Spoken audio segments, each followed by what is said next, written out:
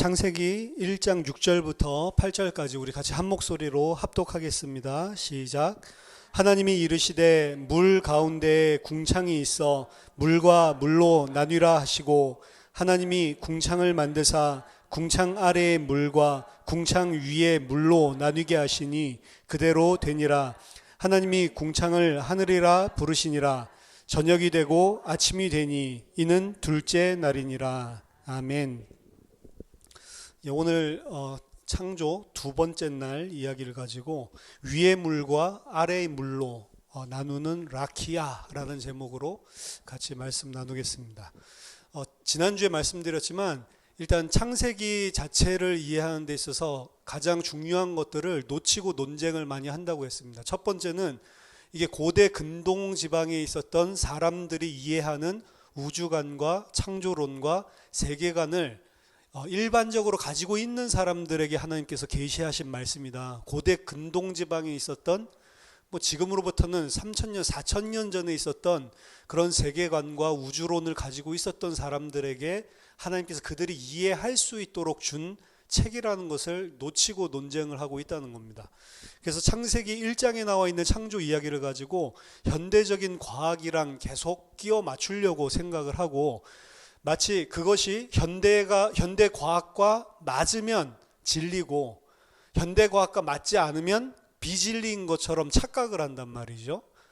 성경을 만약에 오늘날 시대에 줬다면 우리 오늘날 시대의 사람들이 가지고 있는 우주론, 우리가 대기권도 알고 있고 우주도 알고 있고 화성 탐사도 하는 시대니까 그 우리가 가지고 있는 우주론에 맞게끔 하나님이 맞춰서 주실 거예요. 물론 우리가 가지고 있는 지식도 그 우주를 정확하게 알고 있는 것은 아니지만 우리들에게 맞게 설명을 해 주셨을 겁니다.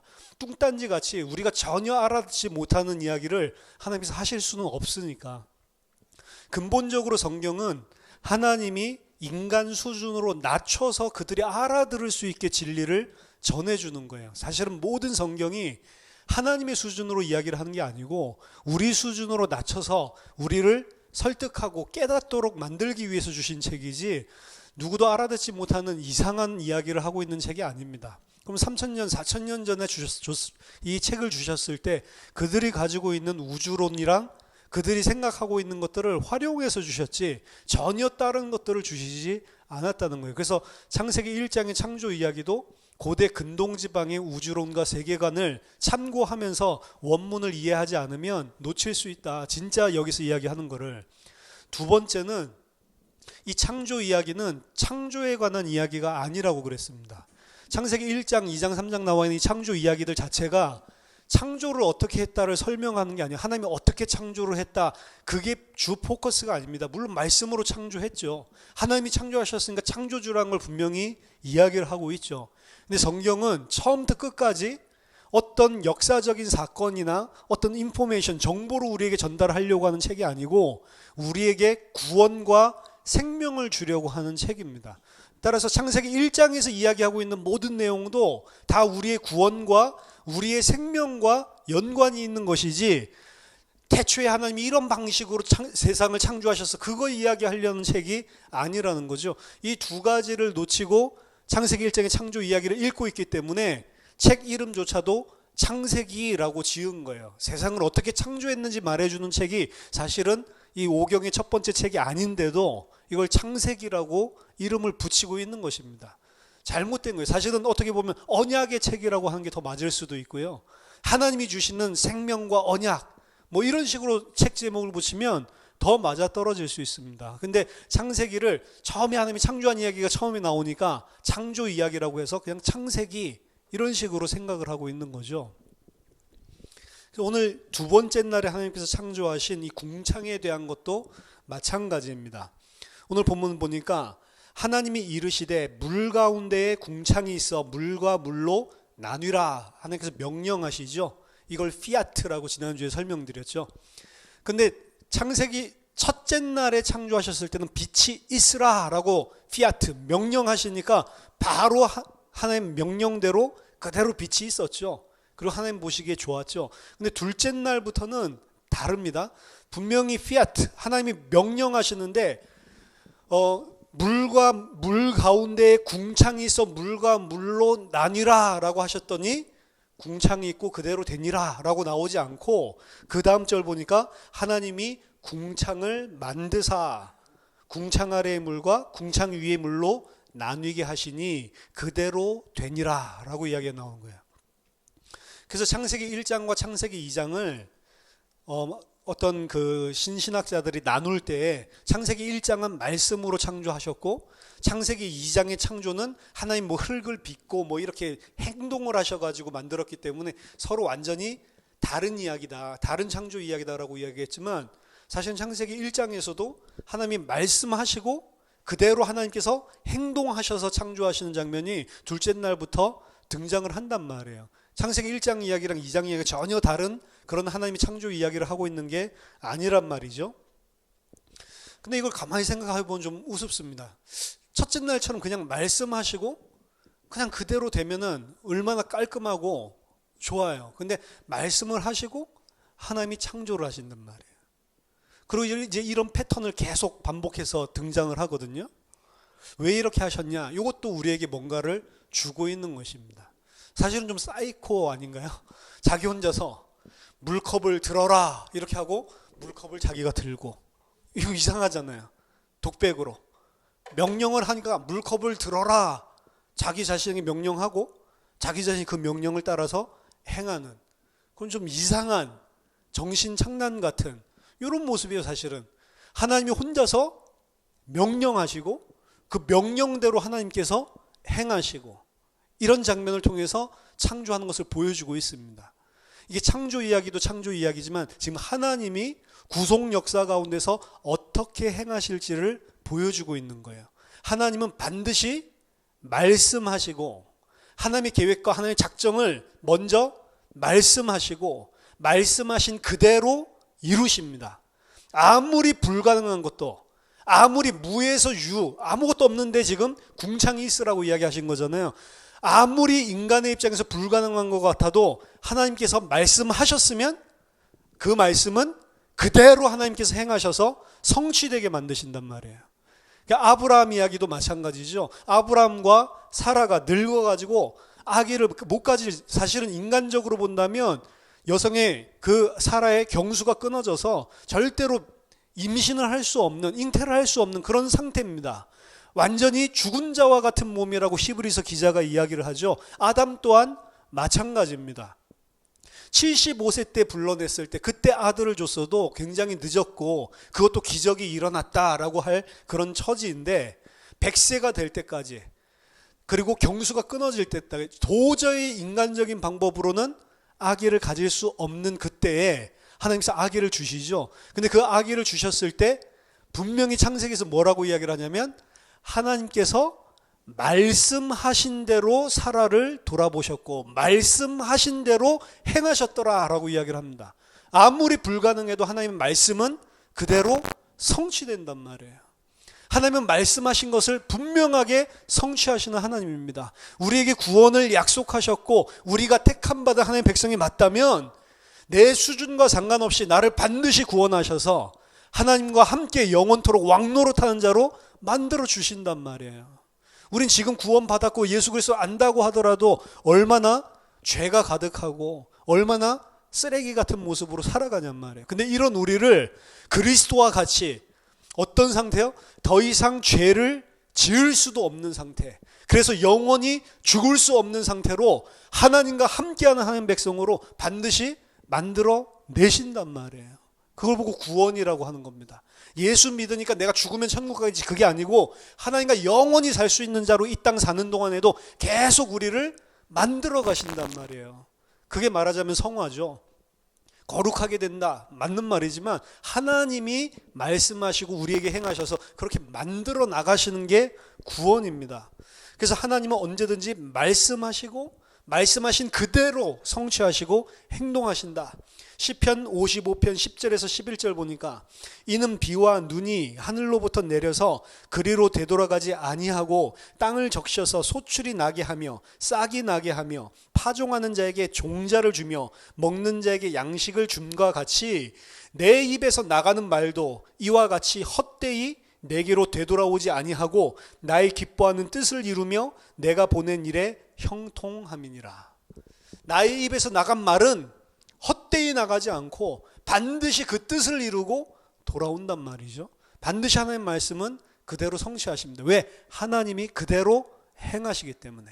약속하시고 약속하신 대로 하나님은 그대로 행하시는 그런 언약의 하나님이라는 사실을, 우리 구원 전체의 계획을 세우시고 그것을 반드시 이루어내는 하나님이심을 보여주고 있는 거예요. 그래서 말씀은 살았고 운동력이 있다는 게 말씀하신 그대로 하나님은 성취하기 때문에 그렇습니다. 근데 오늘 여기서 하나님께서 물 가운데에 궁창이 있어라. 지금 이 땅이 어떤 상태였죠? 땅이 있는데 그 땅을 깊음, 심해, 바다가 전체가 다 덮고 있는 상태입니다. 땅이 있고 지구가 노아 홍수 났을 때를 생각하면 돼요. 온 땅을 물이 다 덮어놓고 있는 때란 말이에요. 그때 하나님께서 그 물 가운데에 궁창이 있어라. 이 궁창을요, NIV 성경에서는 뭐라고 해석을 해놨냐면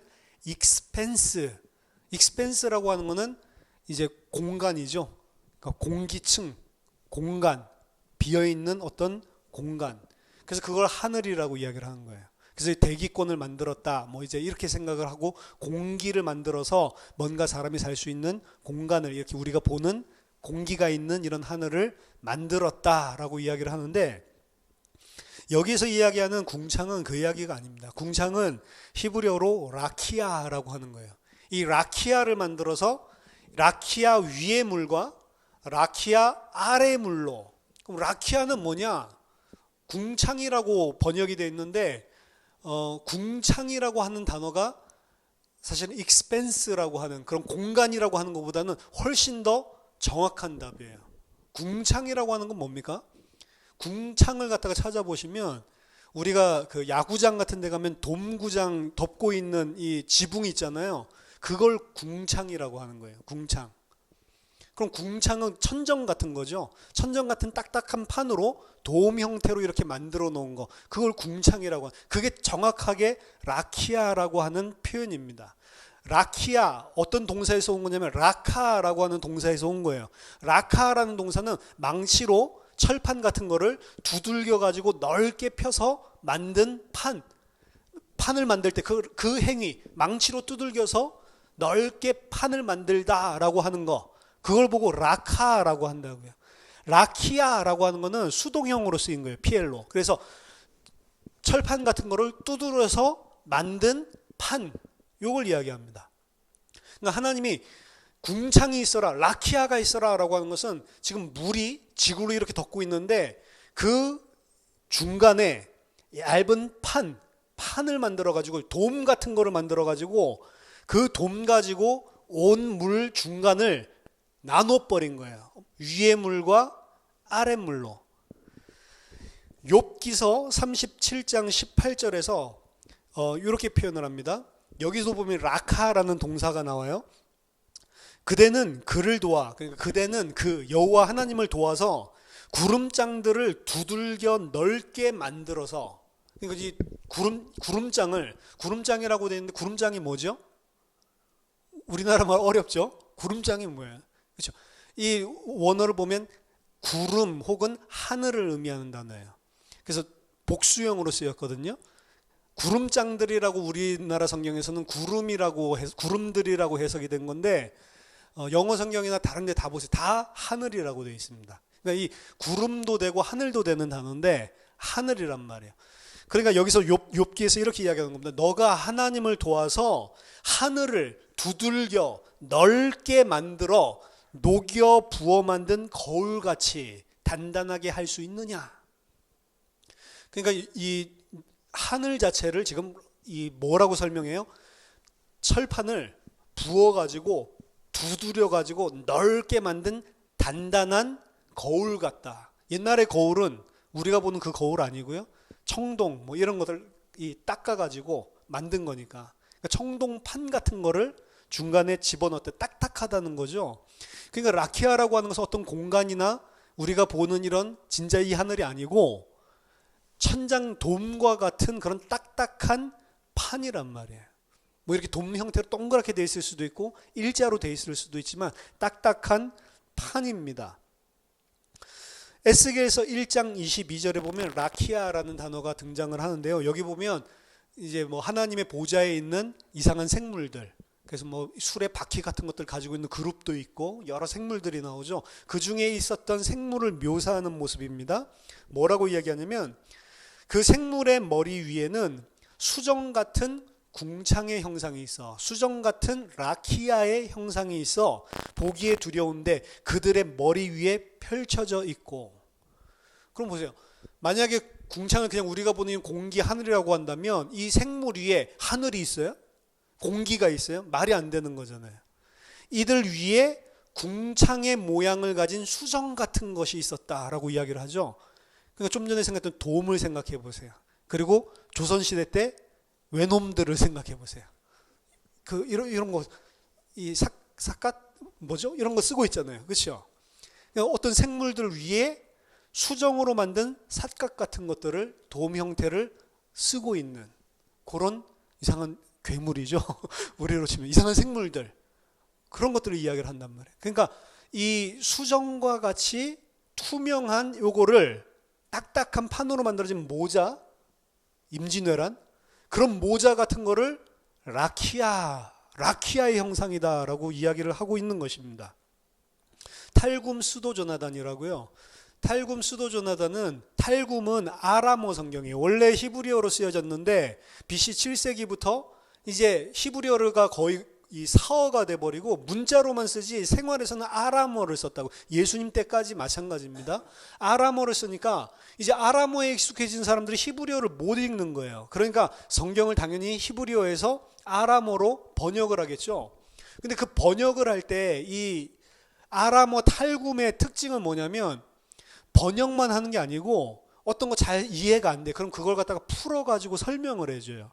그래서 아람어 성경은 굉장히 해석학자들에게 도움을 줍니다. 왜냐하면 우리가 잘 모르겠는 거, 히브리어 이런 것들을 풀어가지고 설명해 준, 그것도 버전이 많아요. 그러니까 요렇게도 해석하고 요렇게도 이해를 하는 단어구나, 이런 걸 찾아낼 수 있는 아주 중요한 자료죠. 그거 중에 하나가 탈굼 수도조나단이에요.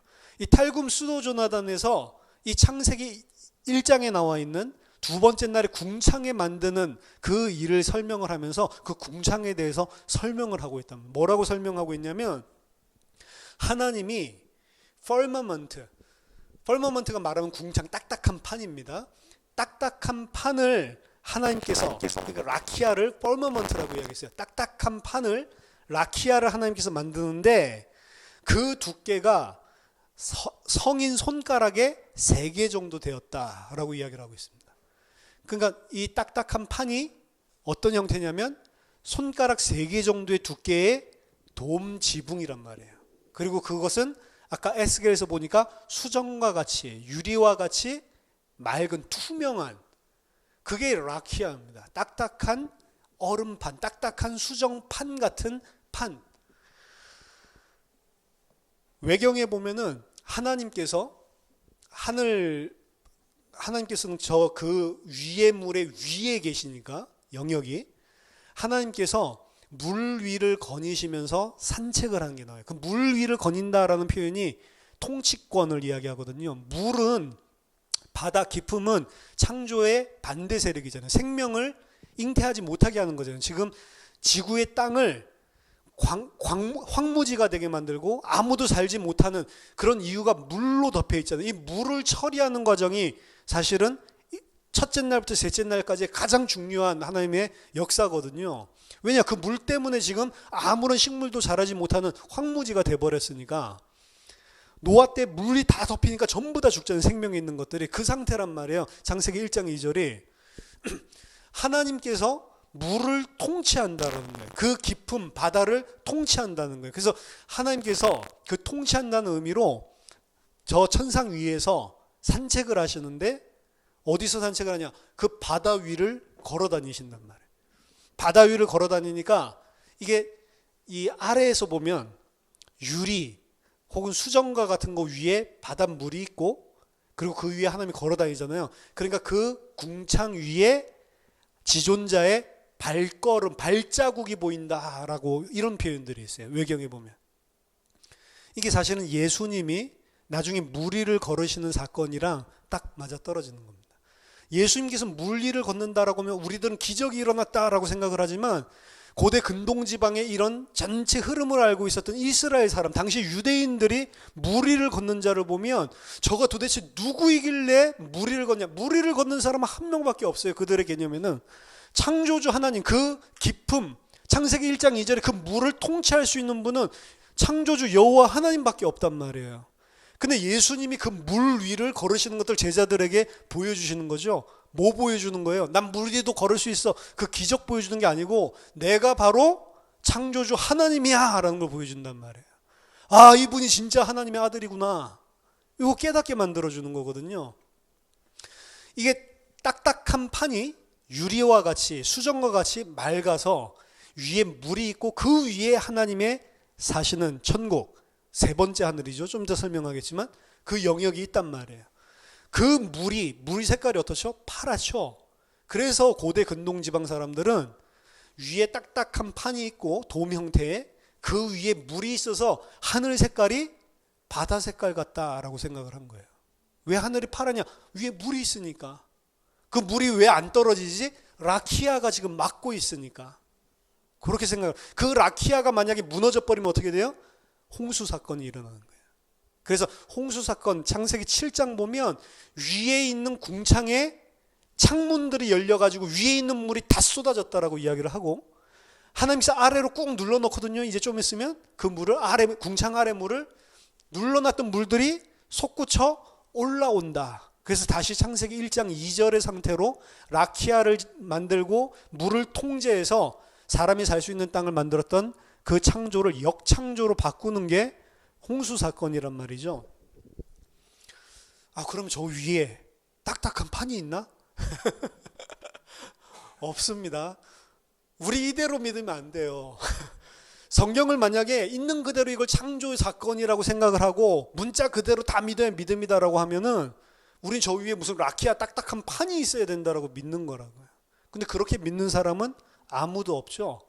성경을 약간 비유적으로 해석을 하면 아유, 저 사람 문자적으로 안 믿고 있는 그대로 안 믿는다 하는데 라키아가 저기 있다고 믿는 사람은 아무도 없단 말이에요. 그래서 창세기 1장을 해석을 할 때도 전부 다 비유적인 해석이 다 정도의 차이지 다 들어가 있지 이걸 문자적으로 해석할 수는 없다란 말입니다. 라키아는 그래서 위에 물과 아래 물을 나누는 딱딱한 판, 궁창, 그것을 이야기를 하는 거죠. 이것을 창조하셔서 위의 물과 아래 물로 나뉘게 하시니 그대로 되니라. 첫째 날도 빛을 창조하셔서 나누게 하셨죠. 창조를 한 결과가 뭐냐면 나뉘어지는 겁니다. 둘째 날도 라키아를 창조하니까 나뉘어졌어요. 위의 물과 아래 물로 나뉘어졌어요. 위의 물과 아래 물로 하나님께서 나누시고 난 다음에 이 둘째 날은 조금 희한하죠. 하나님이 궁창을 하늘이라 부르시니라. 저녁이 되고 아침이 되니 이는 둘째 날이라. 하나님이 보시기에 좋았더라 라고 하는 게 둘째 날에만 존재하지 않죠. 창조 모든 이야기들 다 말미에 하나님이 보시기에 좋았더라. 키토프. 하나님 보시기에 심히 좋았더라. 너무 좋았더라. 얼마나 좋아했는가. 얼마나 선한 것인가 이런 표현들이 다 들어가 있는데 둘째 날에만 등장을 하지 않습니다. 왜 등장하지 않는가? 여기에 대해서 여러 가지 해석이 있을 수 있겠죠. 반복을 피하기 위해서다 뭐 이렇게 이야기하는. 근데 반복을 피하려면 지금 여섯째 날까지 다 했는데 다 쓰다가 갑자기 둘째 날에만 반복을 피하는 게 말이 안 되잖아요. 이 첫 번째 의견은 완전 꽝이라고 저는 생각. 이게 학자들 머리에서 나온 이유란 말이에요. 그럼 두 번째는 제일 쉬운 방법. 텍스트가 오염됐다. 필경사기 이렇게 옮겨 적다가 졸려가지고 둘째 날 빼먹었다. 우리 히브리어 성경을 헬라어로 번역한 걸 셉투아진트라고 해서 70인역이라고 하죠. 예수님이나 사도들은 다 그 헬라어 성경을 구약 성경을 봤습니다. 근데 그 셉투아진트에 보면 둘째 날에도 하나님 보시기에 좋았더라가 있어요. 그 왜 그렇죠?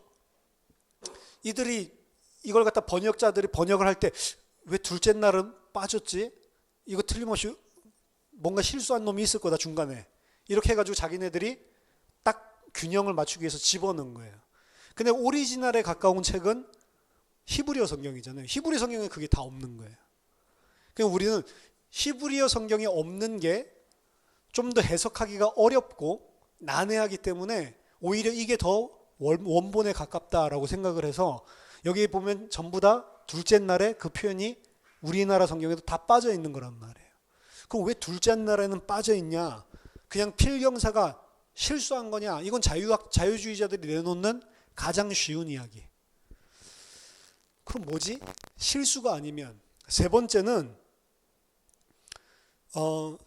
구약의 고대 근동에서는 어떤 행동을 하는데 행동의 결과가 나오기 전까지는 아직 행동이 진행 중이라고 보는 겁니다. 그래서 둘째 날과 셋째 날을 사실은 하나님께서 궁창을 만드신 이유가 궁창 자체를 만들려고 그게 중요한 게 아니고 궁창을 만들어서 생명이 살아날 수 있는 그 토후의 상태, 황무지의 상태의 땅을 이제 식물들이, 생물들이 그리고 각종 과목들이 자라날 수 있는 땅으로 만드는 것이 라키아를 만든 목적인데 아직 그 목적을 이루지 않고 중간이란 말이죠. 그러니까 그 행위가 온전하게 다 이루어져서 바다를 없애고 땅이 나타나는 준비 단계에서부터 시작해서 그게 마쳤을 때 둘째 날과 셋째 날을 합쳐가지고 하나님 보시기에 좋았더라. 이거는 굉장히 고대 근동지방의 사람들의 그런 관습적인 그런 것들을 고려해서 아주 잘한 해석입니다. 월키가 그렇게 해석을 했고 많은 사람들이 그래 그런 거지 라고 생각을 했어요. 근데 저는 요거는 당연히 텍스트 자체는 그런 식으로 이해를 할 수 있지만 여기에서 텍스트 자체가 주는 메시지가 있다라고 생각을 하는 겁니다. 그게 뭐냐면 아이러니하게도 이건 누가 주장하는 거냐면 막시스트, 공산주의자들이 주장하는 거랑 맥이 닿아 있어요.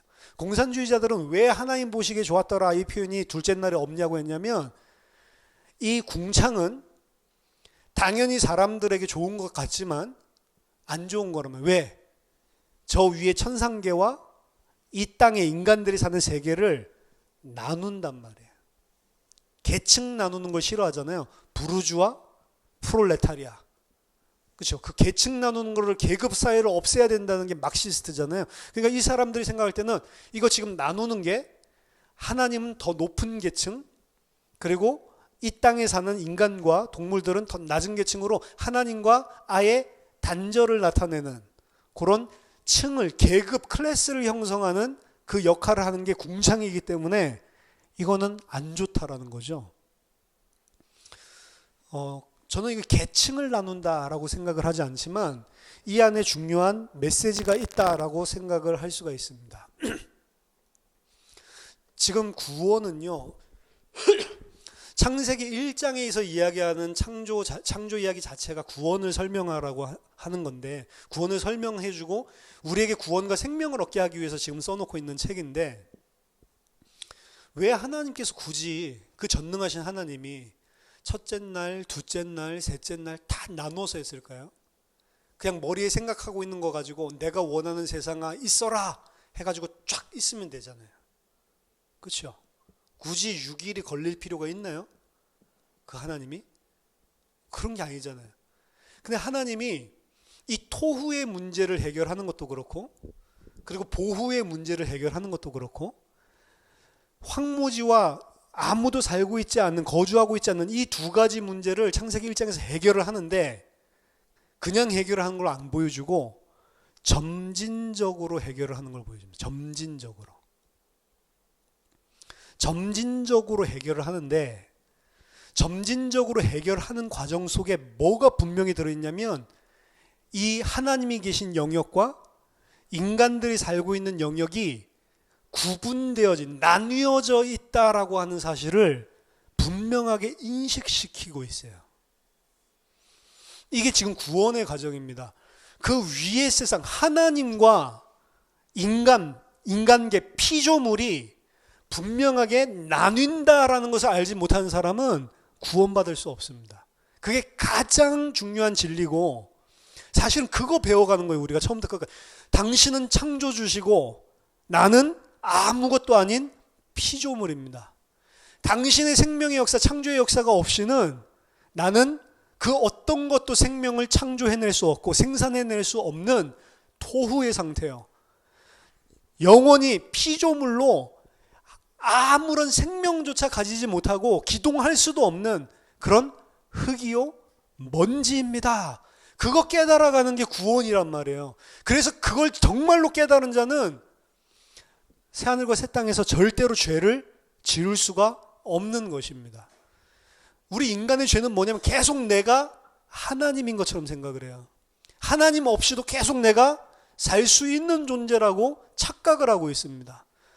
하나님이 어쩔 때는 필요하고 어쩔 때는 필요하지 않다. 이거는 내가 해결할 수 있고 이거는 하나님의 도움이 필요하고 그것 자체를 내가 판단하고 내가 어떤 영역에서는 완전히 하나님이 돼 있고 어떤 영역에서 완전히 하나님께 의존하는 척하면서 하나님께 원하시는 걸 또 내가 뜯어내고 이게 지금 우리의 죄거든요, 사실은.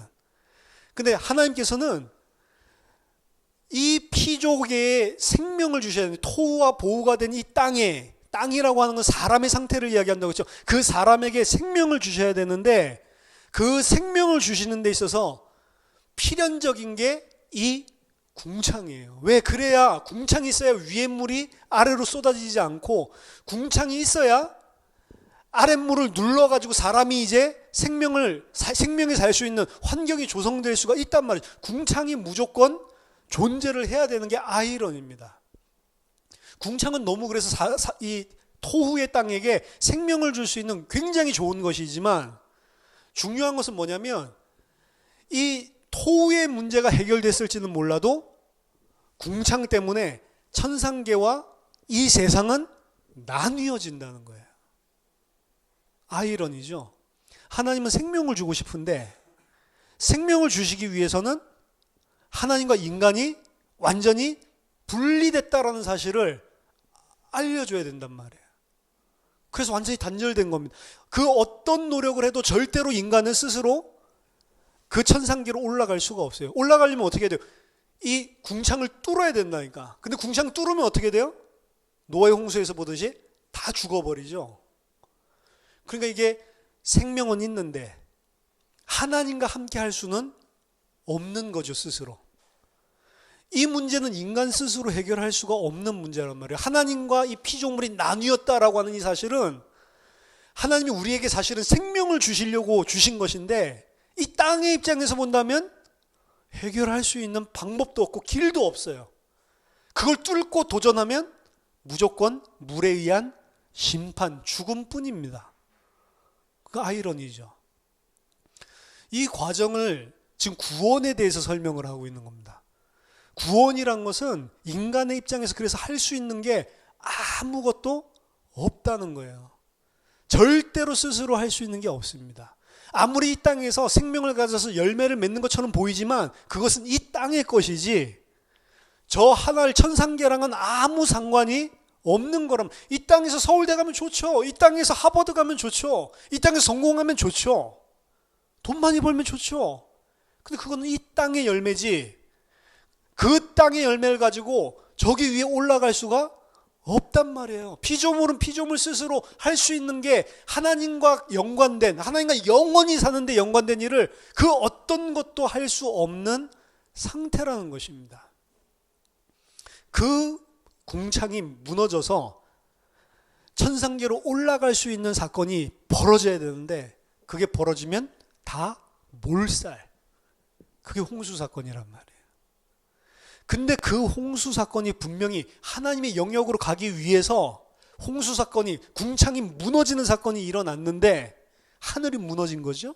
궁창이 무너지는 사건이 일어났는데 안 죽고 하늘 위로, 그 물 위로 올라간 자들이 있다. 그게 노아의 방주입니다. 노아의 방주에 어떻게 우리가 받아야 되는 그 위의 물, 라키아의 진노와 심판을 방주가 다 받아버리는 거예요. 방주가 감싸 안고 있는, 방주가 담아준 그 노아의 식구들 8명과 그리고 짐승들, 그 자들 빼고는 전부 다 죽어버리는 거죠. 그러니까 뭔가 방주가 있어야만 된다라고 하는 걸 그것도 보여주는 겁니다. 궁창은 무너져야 하나님의 영역으로 갈 수 있는데 궁창으로 가기 위해서는 방주가 있어서 방주가 대신해서 우리가 받아서 심판받아야 될 그 물심판을 대신 받아줘야 되고 우리는 그 속에 들어가야지 사는 거구나. 그 속에 들어가 있는 구성원들이 뭐죠? 뭐 노아의 8가족도 있지만 정한 짐승과 부정한 짐승. 아무리 정한 짐승이라도 그 방주 밖에 있으면 다 죽는 것이고 아무리 부정한 짐승이라도 그 방주 안에 있으면 사는 거죠. 그렇죠? 정결하고 부정한 거 하나님께서 따지지 않았습니다. 그 방주 안에 있냐 없냐가 생사를 구분하는, 하나님의 영역으로 올라갈 수 있냐 없냐를 구분하는 거란 말입니다. 그 방주의 실체가 예수님이잖아요. 예수 그리스도 안에 있어야만 하나님의 영역으로 그 심판을 예수님이 대신해서 받으시기 때문에 우리는 그 안에 있어야지만 하나님의 영역으로 갈 수가 있다. 이게 어떻게 스스로 우리가 노력을 해가지고 구원을 얻어낼 수 있냐고. 그런 게 없다니까요. 무조건적인 은혜입니다. 우리가 받아야 될 죽음과 심판을 방주가 대신 받아주지 않으면 절대로 그 라키아를 뚫고 천상계로 올라갈 수가 없다라는 말이에요. 따라서 궁창 자체는 인간이 스스로 천상계 하나님의 영역에 올라갈 수 없는 분리를 낳았다. 그리고 그거를 사실은 깨달아야 되는 것입니다. 그걸 알아야 되는 것입니다. 그걸 알도록 궁창을 만드신 거예요, 사실은. 궁창을 쳐다보면서 여기서 생각하는 그 고대 근동지방에 살고 있었던 사람들이 그 궁창 그걸 생각하면서 절대로 내 힘으로는 저 하나님의 영역에 셋째 하늘에 올라갈 수 없다라는 사실을 알아야 된단 말이에요. 그렇죠? 이게 무슨 궁창이라고 하는 게 무슨 대기권이다 뭐 그런 말도 안 되는 소리란 말이에요. 지금 고대 근동지방에 있었던 우주관을 가지고 그대로 설명을 하고 있는 거고 그렇게 설명을 해야 구원이 무엇인지를 지금 둘째 날의 창조도 설명을 하고 있다는 게 잘 이해가 된단 말이에요. 안 그러고 저걸 갖다 지금 대기권을 만들었다. 뭐 그래가지고 위에 물은 뭐라고 이야기하냐면 수증기로 하나님께서 만드셨고 아랫물은 바다로 하나님께서 한 곳으로 몰아넣으셨다. 뭐 이렇게 이야기를 하는데 수증기라는 말이 없어요. 위에 물, 마임이라고 돼 있지 수증기라고 하려면 에드라고 해야 된다고요. 에드가 되었다라는 표현 자체가 없단 말이죠. 자, 그럼 3층천은 들어보셨죠? 고린도후서 12장 2절에 보면 바울이 이야기하죠. 내가 그리스도 안에 있는 한 사람, 자기를 3인칭으로 객관화시켜서 이야기하는데 내가 그리스도 안에 있는 한 사람을 아노니 그는 14년 전에 셋째 하늘에 이끌려간 자다. 그 하늘이 세 개가 있다라는 거예요. 셋째 하늘이라는 거는 그렇죠? 셋째 하늘은 좀 쉬워요. 셋째 하늘은 여기 보니까 하나님이 계시는 천상계, 영역, 그렇죠? 하나님의 영역. 우리로 치자면 앞으로 새 하늘과 새 땅, 천국 뭐 이렇게 생각하면 쉬운 거죠. 셋째 하늘은 그 셋째 하늘이고 첫째 하늘, 둘째 하늘. 첫째 하늘은 우리가 지금 보고 있는 하늘일 거고 둘째 하늘은 뭐냐? 이제 이걸 가지고 여러 가지 이야기합니다. 둘째 하늘은 뭐예요? 그래서 보통 어떻게 설명하냐면 첫째 하늘은 우리가 보고 있는 그리고 우리가 직접 하늘이라고 생각하고 있는 새들이 날아다니는 이 공간 그거를 첫째 하늘. 그리고 둘째 하늘은 그 이 새들이 날아다니는 거기 말고 해와 달과 별들이 있는 저 우주, 스페이스, 우주 공간 그 행성들이 있는 그 공간을 둘째 하늘. 그거보다 더 너머의 셋째 하늘. 뭐 이렇게 생각을 할 것이다. 이렇게 생각을 하는 것이다. 뭐 이런 식으로 많이 설명을 하고 제가 아직 문헌들을 못 찾아봤어요. 그런 문헌들이 근데 다양한 의견들은 여러 가지를 봤는데 정확하게 여기에 대해서 뭐 주석에서 이야기하는 것들이 없더라고요. 고린도후서 주석을 봐야 되나 생각을 했는데 없어가지고 확인을 못했는데 근데 여러 가지 이제 그 아티클들을 읽은 거죠. 그러니까 보통은 그렇게 이야기해요. 새들이 날아다니는 여기를 첫째 하늘, 그 다음에 해와 달 별이 있는 저 하늘을 둘째 하늘, 그 다음에 하나님이 계시는 영역 거기를 셋째 하늘. 그래서 바울은 거기까지 갔다라는 거죠. 그럼 고대 근동지방으로 다시 돌아와서 생각을 해보면 라키아가 지금 있죠. 그럼 해와 달과 별들은 어디에 있어요? 라키아 위에 있어요? 라키아 아래에 있어요? 새들은 어디를 날아다녀요? 하늘을 날아다니다. 우리나라 성에 공중을 날아다니라, 하늘을 날아다니다라고 돼 있죠. 그렇죠?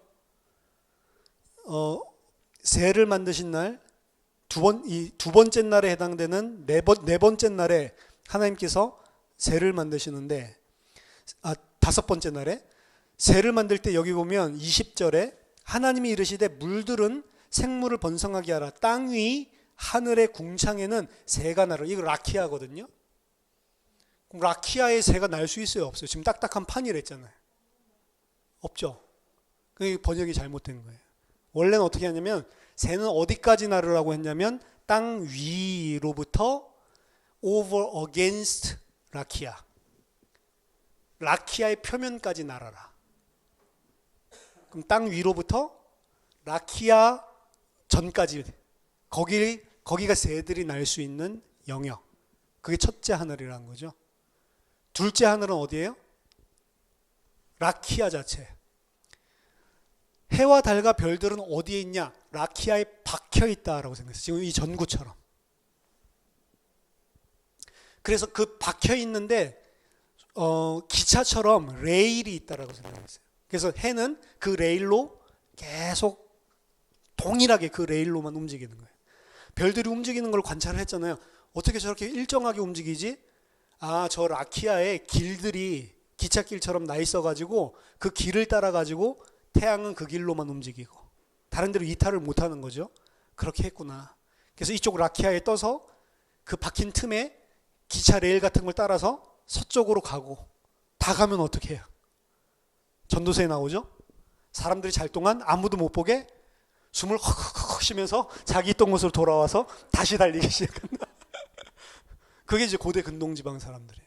그러니까 이 사람들에게 있어서는 아까 좀 전에 우리가 생각했을 때는 첫째 하늘은 뭐 우리가 보는 거고, 둘째 하늘은 저 위에 우주 공간 이건데, 그게 아니고 첫째 하늘은 새들이 날아다닐 수 있는 그 공간, 둘째 하늘은 라키아 자체, 셋째 하늘은 그 위에 물 위에 하나님이 계신 천상계. 그게 셋째 하늘이라는 거죠. 이 그 첫째 하늘과 둘째 하늘과 셋째 하늘, 이걸 갖다가 창조에서 사실은 보여주고 있는데, 창조의 과정은 그냥 창조한 게 아니고 하나님의 천상계와 그리고 우리의 구원, 이 부분을 전부 다 모티브로 해가지고 모형적으로 보여주고 있는 겁니다. 그래서 하나님께서 창조하신 것을 하나님이 계시는 성소를 만드는 것으로도 구약성경에서 찬양하고 있어요. 하나님께서 만드신 모든 것들을 발등상 삼으시고 하나님께서 그 전에 이제 앉아 계신 걸로. 사실은 모든 고대 근동의 창조 이야기는 마지막에 뭘로 끝나냐면, 왕이 이제 잘 지었으니까, 창조를 잘 했으니까 이제 자기의 궁전에 들어가서, 왕궁에 들어가서 안식하는 걸로 다 스토리가 끝난단 말이에요. 그래서 우리도 안식하는 걸로 끝나죠. 하나님이 계실 만한 처소를 만드는 걸로도 설명을 한단 말이에요.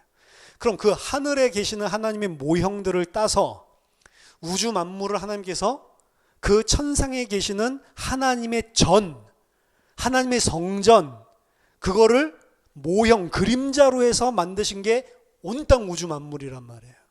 그렇죠? 온 땅 우주 만물은 하나님이 계신 성전을 상징하는 것이다. 그럼 성경 안에서 온 세계를 만든 것은 하나님이 계시는 성소에 대한 모형이죠. 근데 하나님 계신 성소에 대한 모형을 더 구체적으로 준 게 구약 성경의 성막과 성전이죠. 그렇죠? 성막과 성전.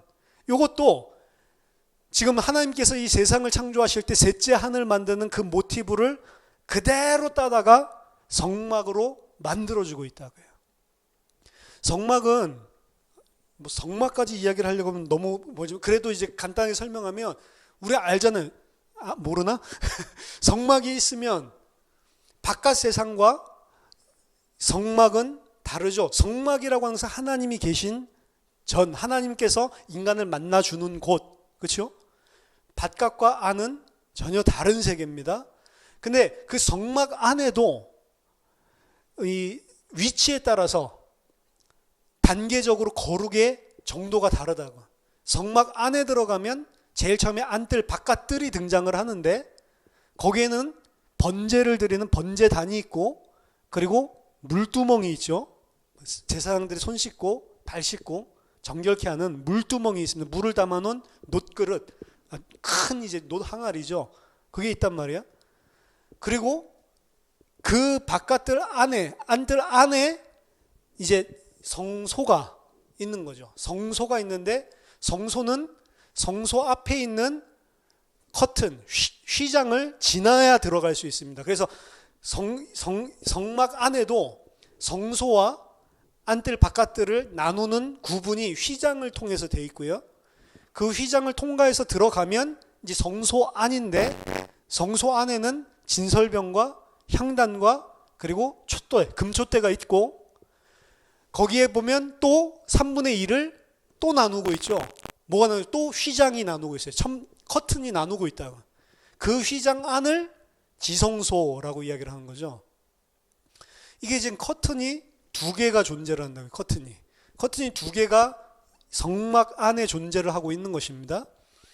이 모든 것들 지금 우리가 하나님을 만나기 위해서는 성막 바깥에 있다가 성막 안으로 들어와서 성소 안으로 들어가고 그리고 하나님이 계신 보좌, 지성소로 들어가야 되는 과정이 있는 거예요.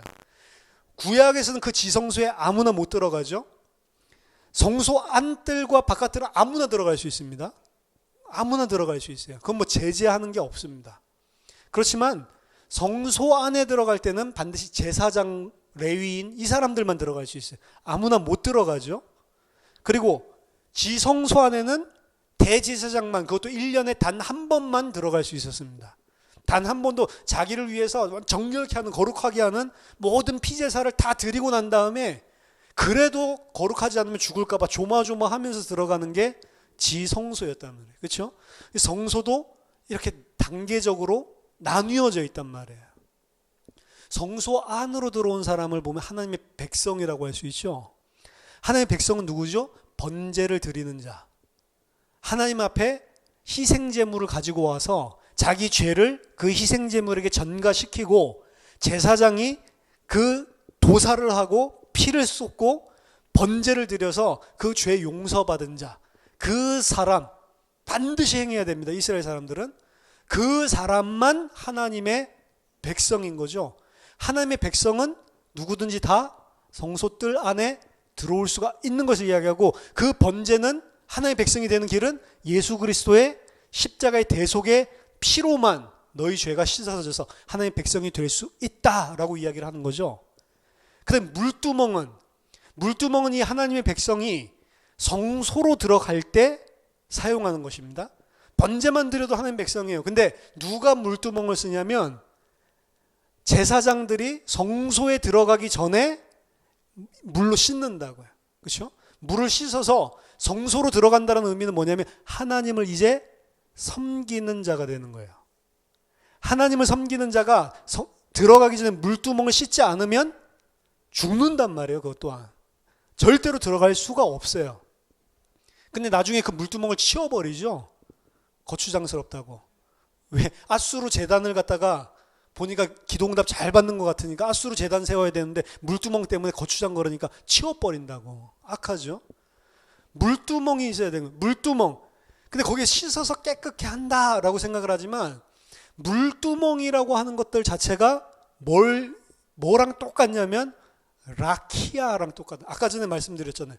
물두멍 자체가 철판을 노판이죠. 두들겨 가지고 만들어 놓고 거기에 물을 담고 있는 형태죠. 라키아를 거꾸로, 라키아가 이렇게 되죠. 라키아를 거꾸로 해놓은 상태죠. 그럼 이게 라키아를 모형으로 하고 있는 거라면 그 안에 있는 물은 위엠물을 이야기하는 거죠. 그럼 위엠물로 씻어야지만 성소로 들어갈 수 있다라고 하는 것은 아까 전에 그 위엠물이 쏟아져서 심판을 받아야지만 하나님이 계신 영역으로 들어갈 수 있다라는 것과 똑같은 거죠. 그래서 물두멍에 있는 물로 씻는 행위는 그냥 씻어서 정결케 하는 것만을 의미하는 것이 아니고 더 중요하게는 그 물두멍은 내가 내 죄 때문에 심판을 받고 죽었다라는 의미예요. 그래서 예수님이 요한복음 3장 5절에 뭐라고 이야기하시죠? 물과 성령으로 거듭나지 아니한, 물과 피로, 물과 성령으로 거듭나지 않으면 하나님의 나라를 볼 수 없다라고 이야기를 하죠. 잘 보세요. 이게 구원을 설명하는 거라니까. 구원은 성소 뜰에 있는 게 아닙니다. 구원은 휘장까지 뚫고 들어가야 되는 거예요. 지성소 가려고 있는 그 휘장 커튼까지 뚫고 하나님이 계신 곳에 갈 수 있어야 되는 거예요. 그렇게 하지 않으면 우리는 하나님의 백성으로 하나님과 영원히 살 수 없습니다. 구원은 점진적인 거라고 얘기했죠. 하나님 창조를 점진적으로 행하시죠. 성소 안에서 하나님이 계신 곳으로 가는 것도 점진적으로 보여주고 있다고. 예수 믿죠, 당연히. 근데 그 예수 믿는 자를 어떻게 만들어요? 성소 안에 들어가게 만드시고, 성소 안에 들어간 자를 어떻게 만들어요? 지성소 안에 들어가는 자로 점진적으로 만들어 나가는 과정이 구원이라고요. 이 과정이 그러니까 없으면 구원받지 못한 사람일지도 모른다. 우리가 판단을 할 수 없지만 이렇게 이야기를 하는 겁니다. 그럼 내 죄 때문에 십자가에서 죽으신 예수 그리스도, 내가 받아야 되는 위의 물을 방주가 되셔서 대신 다 받으셔서, 그렇죠? 그 방주, 그 라키아를 뚫고 하나님의 천상계로 올라갈 수 있도록 나 대신 심판받으신 예수 그리스도, 그 예수 그리스도 안에 있는 자만 성소로 들어갈 수 있는 거죠. 그 성소로 들어가면, 그 성소로 들어가는 그래서 그 바깥에도 휘장이 있고 안에도 휘장이 있다고 했잖아요. 성소로 들어가는 휘장의 재질과 그리고 지성소로 들어가는 휘장의 재질이 완벽하게 똑같습니다. 완벽하게 똑같고 하나만 틀려요. 지성소로 들어가는 거 앞에는 그룹이 있어요. 그룹은 생명나무로 가는 길을 막고 있었던 거죠. 창세기 3장에서. 그래서 하나님의 영역에, 하나님의 에덴으로, 에덴이 상징하는 하나님이 계신 곳으로 들어가는 최종적인 관문이 휘장이란 말이에요. 예수 그리스도의 피로, 예수 그리스도가 대신 받으신 그 물심판으로 우리가 성소에 들어갈 수 있고, 안 그러면 우리가 어떻게 해야 돼? 우리가 번제단에서 죽어야 돼. 우리 자신이 물두멍에서 물의 심판을 받고 죽어야 된다니까. 우리가 할 수 없으니까 방주 대신 예수님이 우리를 끌고 오는 거를 보여주는 거예요. 그 들어오는 게 첫째 하늘을 뚫는 거란 말이에요. 첫째 하늘을 뚫고 둘째 하늘을 뚫고 이제 지성소로 들어가야 되는데, 그렇죠? 그러니까 바깥들이 첫째 하늘의 영역이고요, 성소가 둘째 하늘의 영역이고, 셋째 하늘이 지성소란 말이에요. 그리고 각각을 하늘이, 라키아가 막고 있는 형태를 취하고 있는 거라고. 지성소로 들어가야 되는데 그 지성소도 누구예요? 요한복음 19장 30절에 내가 다 이뤘다 하고 예수님 돌아가실 때 무슨 일이 벌어지죠? 성소 휘장이 위에서 아래로 찢어지죠. 그 휘장은 절대로 찢어지지 않습니다. 두께가 뭐 6cm, 8cm 되는 두꺼운 그런 천이에요. 우리가 손으로는 꾸길 수도 없을 만한 단단한 그런 천이라고. 그게 위에서부터 아래로 갈라졌죠. 위에서부터 아래로 갈라진 그 성소의 휘장, 지성소를 못 들어가게 막고 있던 휘장, 그걸 보고 히브리서 기자가 뭐라고 이야기죠? 그거는 예수 그리스도의 육체다라고 이야기를 하죠. 예수님이 자기 살과 몸을 찢으시면서, 우리가 찢겨서 죽어야 되는데 예수님이 자기 몸을 찢으셔서 우리가 하나님 앞에 단번에 나아갈 수 있는 길을 열어주신 대제사장이다라고 이야기를 하는 거죠. 첫째 하늘을 뚫고 둘째 하늘로 들어가는 것도, 첫 번째 라키아를 뚫고 둘째 하늘로 들어가는 것도 예수 그리스도 안에서만 가능한 것이고, 둘째 하늘의 영역에서 셋째 하늘, 이제 하나님이 계시는 그 천상계로 진짜로 들어가는 것도 예수 그리스도의 십자가의 공로로만 가능한 것이지 인간이 할 수 있는 게 아무것도 없어요. 그렇지만 이거는 단계적으로 우리 성도의 삶들을 보여주는 겁니다. 영적인 삶을. 예수 그리스도를 믿는 거, 그게 바깥들이라고 한다면 우리를 어느 정도의 사람으로 만드냐면 하나님이 그 예수 그리스도에게 의존하도록 만들어서 예수 그리스도를 섬기고 예수 그리스도를 위해 살 수 있는 자로 바뀌는 게 성소란 말이에요. 예수 그리스도를 위해서 일을 한다. 그럼 무슨 또 일을 해야 되나? 아니요. 하나님의 일 뭐죠? 요한복음 6장에 하나님이 보내신 자를 믿는 것이 하나님의 일이니라. 그렇죠? 믿는 거예요. 구원받은 자가 이미 믿었는데요? 아니, 그 믿음이 진짜 믿음에 이르러야 된다니까. 믿음이 점진적으로 성장을 한다니까요. 성소 안에 들어가도록 성장하게 하시고 마침내는 그 예수 그리스도를 십자가에 찢기심을 의지해서 지성소로 들어. 의지하는 내용은 똑같아요. 다 그리스도 안에 있는 거예요. 근데 그 안에 그 부분들이 계속 성장을 하는 겁니다.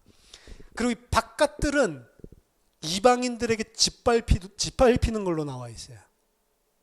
이방인들에게 짓밟히는 영역이 바깥들입니다. 요한계시록 보면. 그렇지만 성소부터는 하나님이 지켜주시죠. 그래서 이게 바깥들 요거는 생활을 의미하기도 하고 우리 이 땅의 육신적인 삶을 짓밟히고 핍박당하고 환난을 당하고 고난을 당하고 고통을 당하는 그 가운데서 믿음이 성장해서 성소 안으로 영적인 부분들은 절대로 케어해 주는 게 성소 안이라고 그랬죠. 그 안에서도 우리를 장성한 자가 되게 해서 결국에는 지성소로. 그래서 우리를 첫째 하늘, 둘째 하늘, 셋째 하늘로 뚫고 들어가는 자로 예수 그리스도 안에서 우리를 만들어 나가시는 과정이 성소 안에서 하나님이 계신 그곳으로 나아가는 것이고, 이게 위아래로 본다면 예수 그리스도 안에서 라케아를 뚫고 저 물 위로 올라가서 하나님을 만나는 거란 말이에요. 이게 똑같은 거예요. 횡으로 보여주고 종으로 보여줘서 그렇지 전부 다 똑같은 이야기를 하고 있는 것입니다. 뭐를 이야기하고 있냐? 예수 그리스도 안에 있지 않으면 너희들 스스로의 힘으로는 절대로 지성소 들어올 수 없다.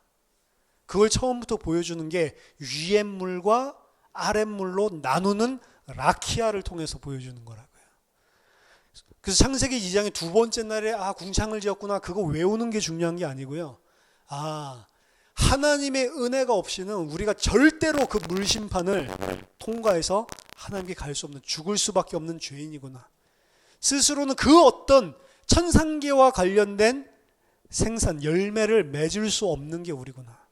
분명히 셋째 날 보면 열매 맺잖아요. 각종 열매 맺는 나무들 하나님 만들자. 근데 그 열매로는 못 간다니까. 보여주고 있는 겁니다. 아무리 너희들이 이 땅에서 그 열매를 맺고 좋은 것을 낸다 하더라도 그것 가지고는 절대로 라키아를 뚫고 위의 물을 뚫고 하나님이 계신 곳에 올 수 없다라고 하는 거예요. 그래서 이 구원은 창조의 창조를 통해서 구원을 설명하고 계시고, 그리고 그 구원은 하나님께 전적인 주권이 달려있다. 어떻게 알미니안 이야기를 할 수가 있어요? 아직 나를 모르는 거라니까요. 그렇게 생각할 수, 저 알미니안 형제들을 형제라는 표현을 쓴 거는 끝까지 그 하나님의 전적인 은혜를 부정하는 자는 형제가 아닐지도 모르겠지만 과정 가운데 있는 사람들도 있다라고 생각을 해요. 왜? 내가 무릎 꿇었잖아요. 내가 하나님 앞에 진짜 죄인이구나 이래서 내가 이렇게 살면 안 되겠다. 하나님 잘못했으면 내가 무릎 꿇고 내가 자유의지를 가지고 하나님 앞에 복종을 한 거잖아요. 그러니까 내가 했다라고 생각하는 거예요. 단계적으로 진행 과정에서 그럴 수 있습니다. 근데 그 사람이 진짜 생을 마감할 때라든지 혹은 오랜 시간 신앙생활을 겪으면서 깨닫게 되는 건 뭐냐면, 내가 한 줄 알았는데 그게 내가 한 게 아니었구나. 하나님이 나를 그럴 수밖에 없는 사건, 그럴 수밖에 없는 상황으로 완벽하게 계속 나를 부르고 인도했구나. 그때 부른 게 아니죠.